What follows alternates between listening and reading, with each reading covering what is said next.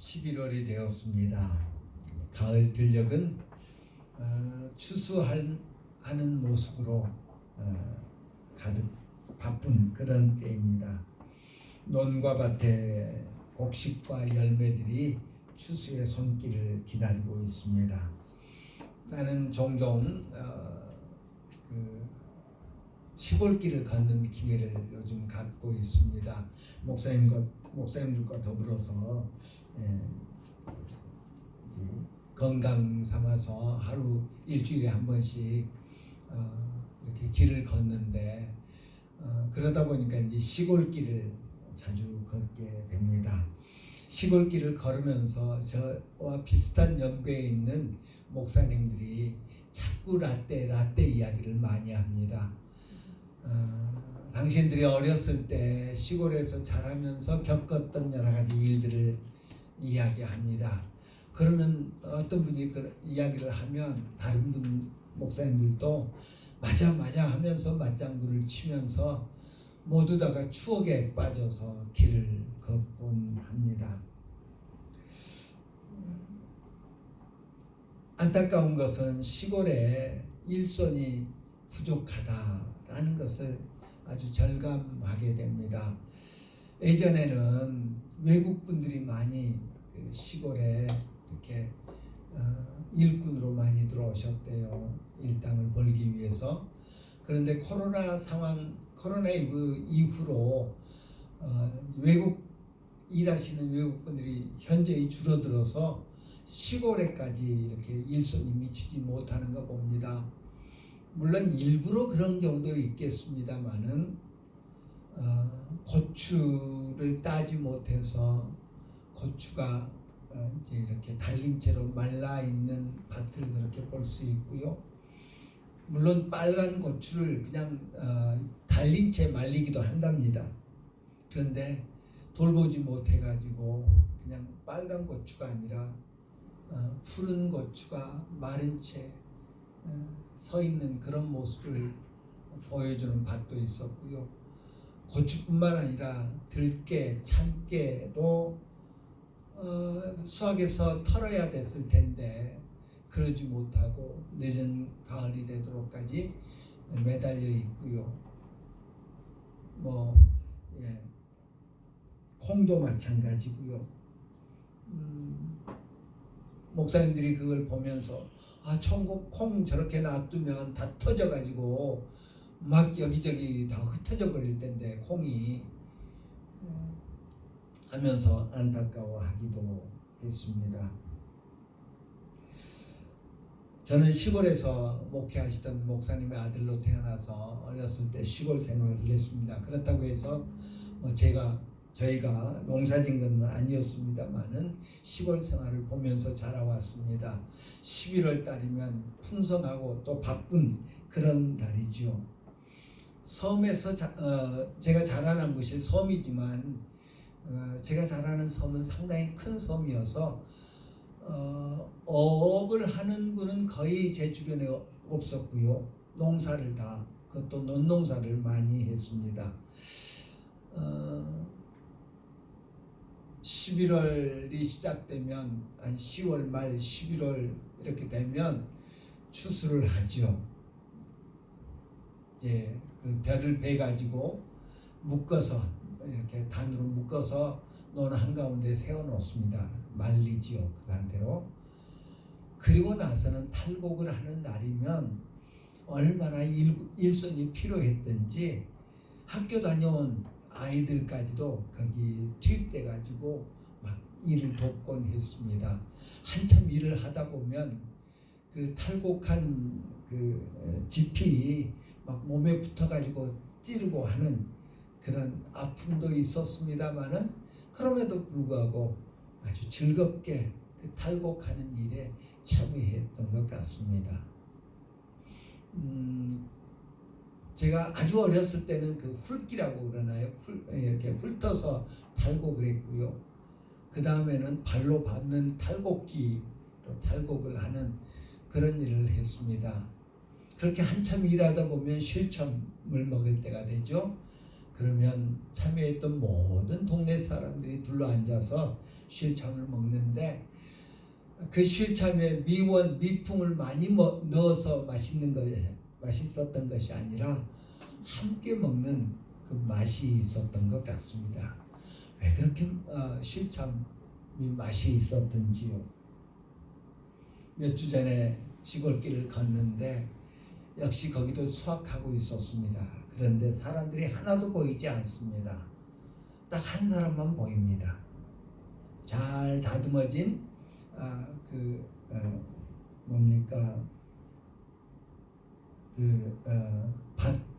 논길 옆에 트럭이 한 대 서 있고요. 그리고 그 논 가운데는 콤바인이 한 대 이리저리 돌고 있습니다. 그 콤바인을 운전하시는 분 한 분만 추수를 하고 있습니다. 콤바인이 벼를 이렇게 잘라서 기계에 자르면서 곧바로 그 탈곡까지 해서 알곡은 따로 저장하고 볏짚은 땅에다가 이렇게 세워두는 것을 볼 수 있었습니다. 나중에 그것이 어느 정도 마르면 그것을 또 기계 콤바인 앞에 있는 다른 기계를 장착해서 그걸 모아서 이렇게 둥글게 싸서 하얀 비닐로 혹은 검은 비닐로 감싸가지고 그것을 판매한다고 그럽니다. 누군가의 도움이 필요해서 품앗이를 할 필요가 없는 시대가 되었습니다. 둘러앉아 쉴참을 먹을 일도 먹을 사람도 없게 되었습니다. 따라서 서로에게 아무개 고마워, 언제든지 추수할 때 나를 불러 라고 말할 필요가 없게 되었습니다. 고마움을 표현할 필요도 표현할 사람도 없게 되었습니다. 돈이면 됩니다. 모내기를 할 때는 이양기에다가 돈을 주면 됩니다. 농약을 뿌릴 때는 드론에다가 돈을 주면 됩니다. 추수를 할 때는 콤바인에다가 돈을 주면 됩니다. 그리고 나중에 볏짚을 양돈이나 목축을 하는 소를 키우는 집에 그걸 팔아서 돈을 받으면 됩니다. 쌀을 팔아서 돈을 받으면 됩니다. 이 모든 것들 사이에서 돈이 오고 갈 뿐 고마움이, 마음이, 정이 더 이상 오고 가지 않는 그런 시대가 되었음을 볼 수 있었습니다. 혹시 하나님과 우리 사이에도 그런 관계가 되지 않을까 심히 염려스럽습니다. 교회 가서 얼굴 마주 대하고 사랑을 나누고 정을 나누고 반가움을 나누고 손을 맞잡고 혹은 부둥켜 안고 반가움을 표현하는 그럴 필요 있느냐? 집에서 비대면으로 텔레비전 보면서 예배 드리면 되지. 교회에다 헌금만 하면 되지. 돈만 왔다 갔다 하면 되지. 구태여 범사에 감사라, 이것이 그리스도 예수 안에서 너희를 향하신 하나님의 뜻이니라 라고 하신 그 말씀을 인용하지 않더라도 감사는 하나님께서 당신의 백성들에게 기대하시는 가장 귀한 덕목 중에 하나입니다.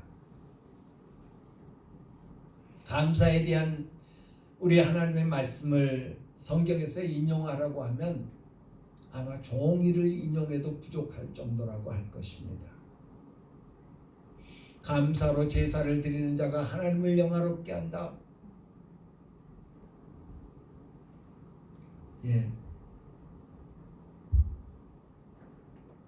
감사에 대해서 우리 11월 한 달 동안 묵상하려고 합니다. 감사가 사라지기에, 감사가 잊혀져 가고 있기에 우리는 더욱 감사에 대해서 생각해야 되겠습니다. 데살로니가 후서 2장을 보면 바울 사도가 데살로니가 교회에 직면하고 있는 문제와 그 문제를 해결하는 방책을 언급하고 있는 것을 봅니다. 2장 1절부터 5절에 보면 장차 불법의 사람이 멸망의 아들이 등장해가지고 자신을 하나님이라고 주장할 것이라고 그렇게 말하고 있는 것을 봅니다. 불법의 사람, 멸망의 아들이 신자들에게 자기가 하나님이라고 주장하는 그런 때가 올 것이다 라고 말합니다. 궁극적인 배도를 말씀하고 있는 것을 봅니다. 그러면서 그런 때가 오면 기억하지 못하느냐 5절에 말씀하고 있는 것을 봅니다. 내가 너희와 함께 있을 때에 이 일을 너희에게 말한 것을 너희가 기억하지 못하느냐 라고 말씀하고 있는 것을 봅니다. 바울 사도가 데살로니가 교회에 복음 전할 때 했던 말씀을 하나님께서 바울 사도를 통해서 데살로니가 교회 성도들에게 했던 말을 기억해야 했습니다. 온갖 거짓된 가르침이 난무하는 거짓된 주장으로 인해서 신앙생활이 뒤죽박죽 될 수 있는 그런 상황 속에서 하나님의 말씀을 기억하고 하나님의 말씀을 붙잡으라는 말입니다. 데살로니가후서 2장 13절부터 14절에서는 교회가 직면한 거짓 예언의 문제를 해결하는 방책을 말씀하고 있는 것을 봅니다. 구원의 확신을 구하라고, 구원의 확신을 발견하라고, 구원의 확신을 찾으라고 강조합니다. 불법의 사람, 멸망의 사람이 야기시키는 논쟁에 집중하지 말고 성도들은 자기의 정체성, 하나님의 말씀에서 자기의 정체성을 분명하게 할 것을 말씀하고 있는 것을 봅니다. 다른 사람들이 거짓 선지자, 멸망의 아들이, 불법의 사람이 이러쿵저러쿵 자기가 뭐고 자기가 뭐 재림 예수고 자기가 하나님이고 라고 말하는 것, 그것 신경 쓰지 말고 내가 누구냐, 하나님 앞에서 나는 누구냐, 성도로서의 자신의 정체성을 확고하게 할 필요가 있다고 말씀하고 있습니다. 그렇다면 우리는 누구입니까? 데살로니가전서 2장 13절에 후서 2장 13절에 보면 하나님이 처음부터 너희를 택하사 성령의 거룩하게 하심과 진리를 믿음으로 구원받게 하셨기 때문에 감사해야 된다고 말합니다. 우리는 택함 받은 백성이다, 택함 받은 자녀들이다 라는 것입니다. 하나님께서 택하셔서 성령의 거룩하게 하심과 진리를 믿음으로 구원받게 하셨다. 하나님이 우리를 택하셔서 우리는 거룩해진 존재들이다, 구원받은 존재들이다 라는 것입니다. 누가 뭐래도, 밖에서 누가 뭐라고 떠들어도 나는 하나님이 택하신 존재다. 나는 하나님의 택함 받은 존재다. 세상에서 사람들이 나를 택해줘도 얼마나 좋은지요. 학교 다닐 때 선생님이 나를 택해줘도 얼마나 좋은지요. 몇 차례 이야기했습니다마는 중학교 다닐 때 선생님이 우리 집 근처에 사시던 선생님이 야 이선아 너 내 도시락 좀 가지고 학교가. 야, 얼마나 귀찮은 일입니까. 아침마다 학교들 선생님 집에 들려야 하고 혹시라도 옛날 도시락 아시잖아요. 김치국물 흐를까 봐서 조심조심 제 가방에 들어가 있는 그 제 도시락에서는 김치 국물이 흘러서 책 다 적시든 말든 상관없이 선생님 도시락 가방에 반찬이 뭔지도 모르면서도 그거 이렇게 흐르지 않도록 조심하면서 그래도 좋아서 아침에 일찍 선생님 집을 찾았던 기억이 있습니다. 선생님이 나를 택해줘도 그렇게 좋은데. 이태원 참사로 인해서 요즘 이제 그것이 사고가 아니라 참사다. 막을 수 있었는데, 그런 희생을 보지 않을 수 있었는데 하면서 책임 문제가 대두되고 있습니다. 우리나라 총리가 외신 기자들과 기자회견을 하면서 그 자리에서 농담을 2번이나 했어요. 웃으면서. 그것이 많은 사람들의 비난을 사고 있습니다. 나 같으면 그 자리에 내려와 버릴 것 같은데 대단히 죄송하다고 내가 실수한 거라고. 그럼에도 불구하고 세상에서 택함 받은 것도 그렇게 좋은데 하나님이 택하셔서 우리를 구별해 놓으셨고 거룩하게 하셨고 구원받게 하셨다. 우리는 그런 사람이다. 그런 사람이다. 또 14절에 보면 너희를 부르사 우리 주 예수 그리스도의 영광을 얻게 하려 하심이라. 하나님의 영광을 맛보도록 하기 위해서 우리를 불러주셨다. 주님의 영광에 참여하도록 하기 위해서 우리를 불러주셨다.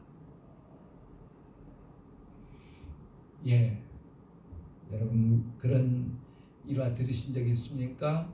우리나라에 차가 없을 때 어떤 선교사님이 그 차를 타고 이렇게 시골길을 가고 있는데 도로포장 물론 안 됐죠.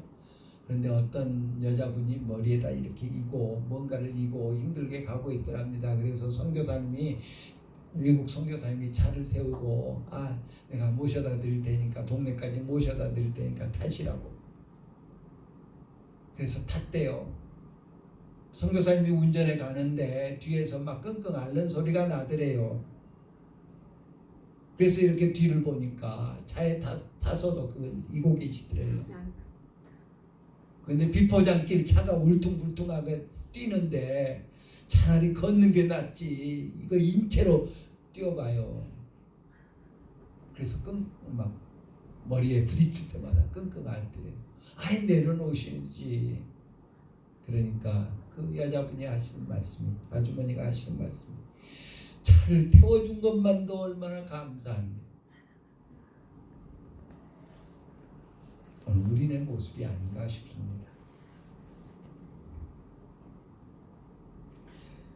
성도는 예수님의 영광에 참여하도록, 예수님의 영광을 함께 누리도록 부르심을 받은 존재다라는 것입니다. 불러준 것만도, 택해준 것만도 얼마나 감사한데 뭐라고 택하셨다고요? 부르셨다고요? 주님의 영광에 참여하도록, 주님의 영광에 참여하도록.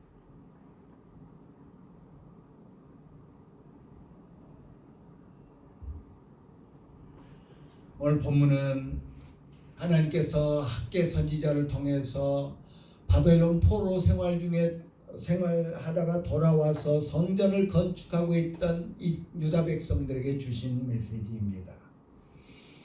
학개 선지자가 유다 백성들에게 하나님의 말씀을 전할 당시에 그들의 상황은 어떠했습니까? 그들은 성전 건축을 시작하기는 했는데 주변 사람들의 방해 때문에, 주변 사람들이 데모해가지고 또 권력 때문에 바사 제국의 칙령이 내려져서 성전 건축을 멈추고 있었습니다. 우린 종종 길을 가다 보면 어떤 이유에서인지 건설회사가 부도가 났든지 건축주가 자금을 대지 못했든지 아무튼 건축을 하다가 중간에 공사가 중단된 그리고 시간이 많이 흘러 방치된 그런 건물의 흉측한 모습을 봅니다. 당시의 성전이 그러했을 것입니다.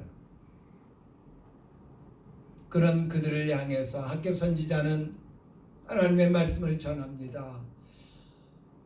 여러분들 중에 혹시 나이 많으셔서 옛날에 솔로몬이 지었던 그 성전을 한 번이라도 보신 사람들이 있을 겁니다. 그 솔로몬 성전의 화려하고 아름다운 모습과 건축하다가 중지된 이 성전의 모습을 한번 비교해 보십시오 라고 말합니다. 또한 중단한 성전 건축이 언제 다시 재개될지 확실하지 않습니다. 불확실성은 우리로 하여금 불안하게 합니다. 우리가 왜 불안해합니까? 우리나라 경제가 내년에는 더 어렵다는데 내 삶은 어쩔지 모르겠다. 미래에 대한 불확실성 때문입니다. 하나님께서 학개 선지자를 통해 그의 백성들에게 깨닫게 하고자 한 것은, 그렇다면 유다 백성들의 연약함, 유다 백성들의 나약함, 유다 백성들의 그 불확실성, 이로 인해서 불안하게 하고자 학개 선지자를 보내셨습니까? 아니었습니다. 그들의 눈에 보이는 것은 보잘것없음이었습니다. 그럼에도 불구하고 하나님께서는 유다 백성들을 향해서 정치 지도자 스룹바벨아, 종교 지도자 여호수아야, 모든 백성들아, 스스로 굳세게 할지어다. 스스로 굳세게 할지어다. 유다의 모든 백성들아, 지도자는 지도자들대로 스스로 굳세게 해라. 백성들은 백성들대로 스스로 굳세게 할지어다 라고 말합니다. 강하고 담대해라 라고 말씀하고 있습니다. 두려워하지 말라 말씀하고 있습니다. 눈에 보이는 상황이 두려워할 수밖에 없고, 그리고 불안해할 수밖에 없는 그런 상황임에도 불구하고 하나님은 스스로 굳세게 하여라 라고 말씀하고 있습니다. 무엇 때문에? 어떻게? 오늘 본문 14절에 보니까 내가 너희와 함께 하노라. 내가 너희와 함께 하노라. 예, 어제 강은미 전도사님이었던가요? 장은미? 장은주, 강은미 나가서 확인하시기 바랍니다. 예, 그 전도사님을 통해서 함께 의미를 생각하게 해주어서 참 감사했습니다. 임마누엘로 오시나 우리 주님은 떠나시면서도 함께 하겠다. 예, 오늘 본문에서도 우리 주님께서는 내가 너희와 함께 하기 때문에 굳세게 해라. 강하고 담대해라. 두려워하지 말아라. 불안해하지 말아라. 걱정하지 말아라 라고 말씀하고 있는 것을 봅니다. 공사가 중지된 성전을 보면 한숨만 나왔을 것입니다. 하지만 여전히 함께 하시는 하나님을 믿고 의지하면 담력이 생깁니다. 또 그들이 담대할 수 있는 것은 약속과 신실함 때문이었습니다. 하나님은 오늘 본문에서 세 가지 시제를 말씀하고 있는 것을 봅니다. 하나님은 우리에게 과거, 현재, 미래라고 하는 시간을 주셨습니다. 3절은 말합니다. 이제 이것이 너희에게 어떻게 보이느냐? 이것이 너희 눈에 보잘것없지 않느냐? 현재입니다. 너희들 눈앞에 보이는 이 짓담한 성전 보잘것없지 않냐? 솔로몬 성전에 비하면 정말 보잘것없지 않느냐? 현실입니다. 소망이 없다고 여겨집니다. 낙심하고 있습니다. 자신들의 무능을 탄식하고 있었을 것입니다. 한숨만 푹푹 쉬고 있었을 것입니다. 그런 그들을 향해서 이제 눈을 돌리게 합니다. 5절을 보면 너희가 애굽에서 나올 때에 내가 너희와 언약한 말과 나의 영이 계속하여 너희 가운데 머물러 있나니라고 하였습니다. 과거에 언약했던, 출애굽할 때 언약했던, 약속했던 내 말이 지금도 너희 가운데 머물러 있다. 나의 영이 계속해서 너희 가운데 머물러 있다. 무슨 말입니까?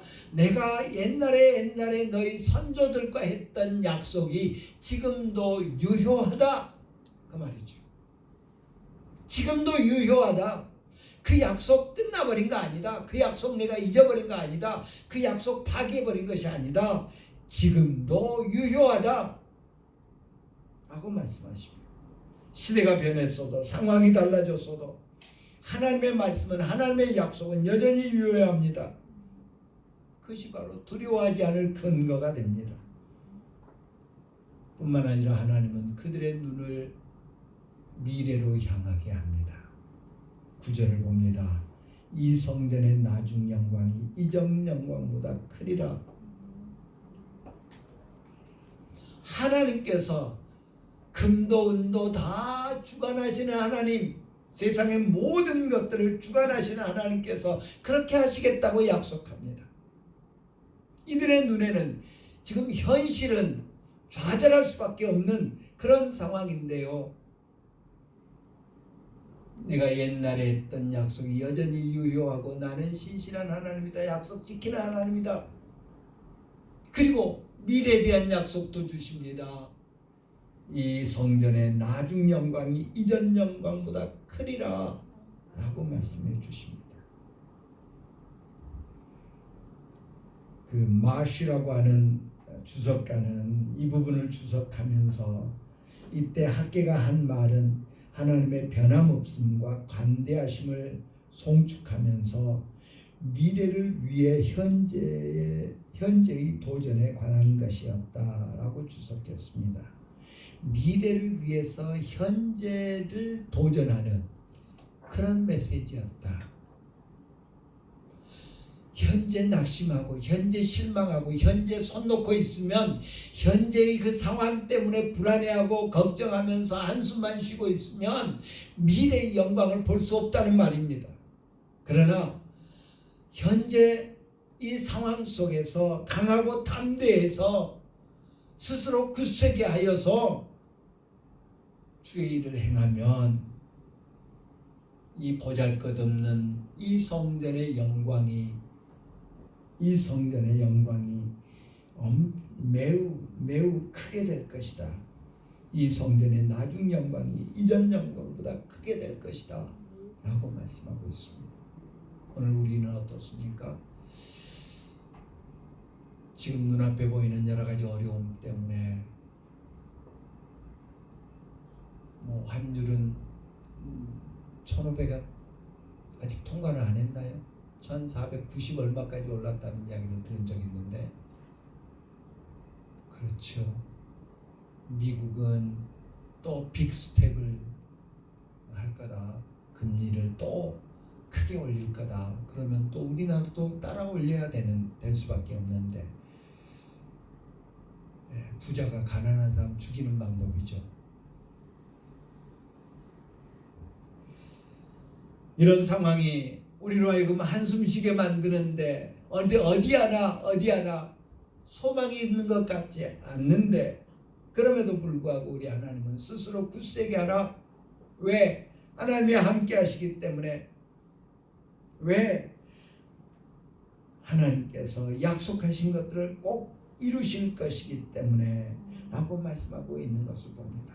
오늘 우리도 이 두 말씀 둘을 붙잡읍시다. 하나님은 없는 것 같아도, 멀리 떠나 계시는 것 같아도 여전히 나와 함께 하시며, 여전히 내 기도에 귀 기울이시며, 여전히 나를 통해서 나를 부르시고 나를 택하셔서 나를 통해서 당신의 영광을 세상에 드러내기를 원하시는 줄 믿습니다.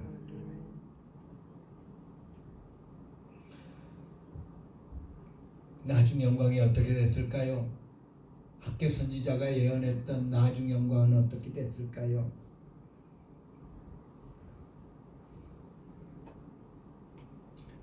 학계 이후에 이 성전에 대한 언급들을 생각해 봅니다. 예수님은 그 성전의 파괴를 예언하셨습니다. 그리고 바울 사도를 통해서 너희가 하나님의 성전이다. 너희는 성령의 전이다 라고 말씀해 주셨습니다. 유세비우스라고 하는 교부는 온 천하를 두루 섭리하시는 하나님이 그의 맏아들이요 독생자이신 예수 그리스도와 그의 거룩하고 성스러운 신부를 위해 그의 집을 짓고 복구하는 특별한 영광을 이 유다 백성들에게 주신 것이다 라고 하였습니다. 학계 선지자의 예언은 물리적인 성전의 재건뿐만 아니라 그리스도의 선물이 될 하나님의 백성, 성도, 교회가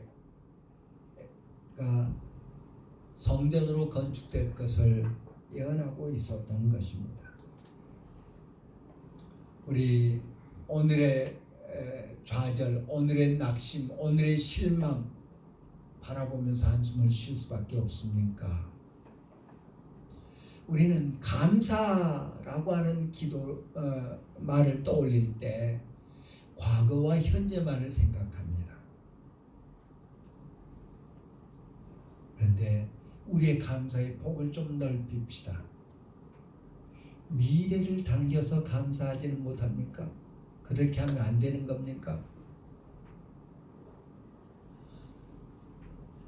앞으로 행하실 주님의 일, 우리에겐 분명히 약속이 있는데, 그리고 그 약속이 여전히 유효하고 그 약속을 지키실 우리 주님은 신실하신 분, 말씀하신 것이 하나도 헛되이 돌아가지 않게 하시는 그런 분이심을 우리가 믿는데, 그 약속을 의지해서 미래를 당겨서 감사할 수는 없는 겁니까? 하나님의 회복의 약속, 하나님의 영광에 참여하도록, 우리 주님의 영광에 참여하도록 우리를 부르셨다는 그 약속, 이 성전의 나중 영광이 이전 영광보다 크게 될 것이다, 클 것이다 라고 하신 주님의 약속, 그 나중 영광은 바로 우리를 위한 영광임을 기억하면서 그 약속만으로도 우리는 얼마든지 감사할 수 있다는 것이지요.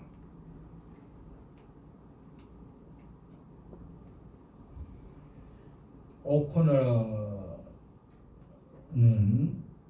하나님께 드리는 기도일기 나의 사랑하는 하나님이라는 책에서 이렇게 썼습니다.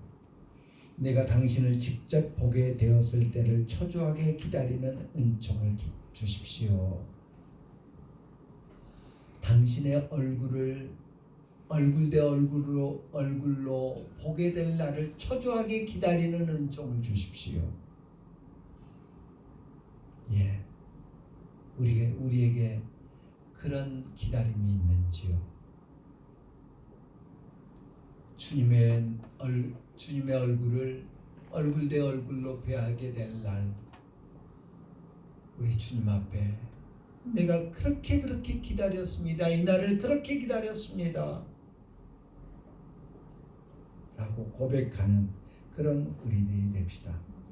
미래의 영광이 지금의 영광보다, 지금의 것보다 훨씬 클 것이라는 희망으로 기도하고 감사하라는 권고를 듣는 사람들이 되는 우리 모두가 되기를 간절히 바랍니다. 기도합니다. 참